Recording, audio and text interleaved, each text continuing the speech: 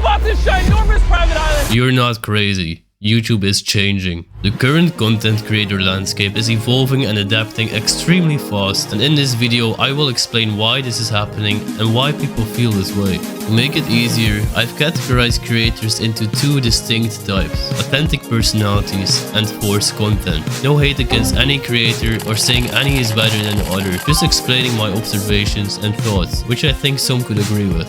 Let's start with forced content. MrBeast has this way of making videos that are so perfectly made for engagement and watch time that I feel like a baby that is being force-fed dopamine hits. Don't get me wrong, this content is amazing, but for me and many others it just feels off or forced. Nearly every video consists of the perfect highlights, heavy reliance on keywords, a minimal, if not forced, personality. It is also easy to notice which characters in his videos serve which purpose. For example, Carl, acting and being edited in a way that he is the peak comedy for any children watching. The success of Jimmy has led to a phenomenon which I'm sure you've heard of before, called MrBeastification. People see the success Jimmy is pulling with his techniques and get inspired, ultimately leading to videos with high success but little soul. Now for a time, this was not an issue, but the only constant is change. You can't put out the same kind of content forever and expect people to still devour their baby meals. MrBeast has actually noticed this shift as well, which is why you can see in some of his more recent videos that he is trying out some different things, like less screaming, I'm about to ask people a very important question. emotional shifts, You're in a MrBeast video, quit while you're ahead.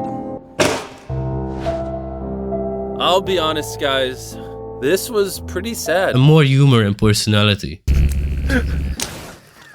However, this 20-course dopamine baby dinner over the past few years is causing viewers to shift their preferences. This became apparent when taking a look at the skyrocketing success of Sam Sulek. He's gaining followers at an extremely fast pace, even though his content is not edited in a fancy way and there's little variation. But why is it so successful? When people watch Sam, it feels like a breath of fresh air after breathing in flashy dopamine hits for so long. Even through the camera, you can just sense the pure authenticity of his personality. Oh, you flipped me off. I'm in the right. When he's around different people or in different scenarios, he's just unfazed about who he is. It'll almost simulate like a skull crusher. You get what I'm saying? Like it'll almost simulate a skull crusher, right? Yeah, exactly.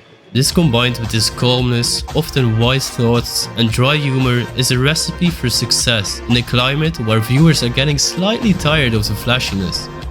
Sam Sulek is one who made many believe and be yourself because you're the best at it and you will have no competition. This is horrible paraphrasing, but yeah, you get what I mean. Another great example of this is Ryan Trahan. His content, like the Penny Race series, is very popular, and yes, even though it is edited in smart watch time increasing ways, you can still see his authentic personality, which is unique across the YouTube platform. However, appreciating authentic personalities is certainly not a new concept. This is mostly how any old YouTube content used to look like. A great, nearly unchanged example of this is Moist Critical or Penguin Zero. Viewers enjoy watching him because he is uniquely himself, and it's easy to appreciate his humorous personality. Kill him, I'll give you money. Stop fucking shooting me! What the fuck is wrong with you? Chill! It was a misinput, calm down! You calm the fuck down! There was a misinput! Even though this whole concept of authenticity is nothing new, the feeling I'm getting is that the demand for what viewers want to see is shifting. However, this might go back and forth, and creators themselves can even adapt to it per video. Now you might be wondering from the thumbnail why I have put iShowSpeed next to MrBeast in forced. I feel like he's very hard to put into one category, because he seems authentic to his true self, but more like an exaggerated version of himself. iShowSpeed reminds me of early wave YouTube ragers like Rotoshaw, with over-the-top reactions and most of the watch time coming from how will this person react to this scenario. What the fuck? I think it's pretty funny that the demand for this kind of content is unchanged, and iShowSpeed is very clever for filling this gap. Watching iShowSpeed feels like a weird mix between authentic and forced, further showing that putting any YouTuber in only one category is impossible. So after all that yapping and blabbering, what can be concluded? YouTube is certainly changing, but that is only natural. The creators will almost always adapt to what the viewers want to see. So personally, with creators like Sam Sulek blowing up, I think it is great that people are still happy to see authenticity and soul. But of course, the demand for 100 million Mr. Beast videos will stay. I'm just happy with the direction YouTube is going in right now. It's just a thought that I haven't had in a while. And I'm pretty sure I've contradicted myself a few times. So let me know what you think. Do you agree with some of the things I said? Or did I waste your time? Don't hesitate to be completely honest. Oh, and if you want to watch similar videos on random topics edited in my dumb way, then consider subscribing. You might like it.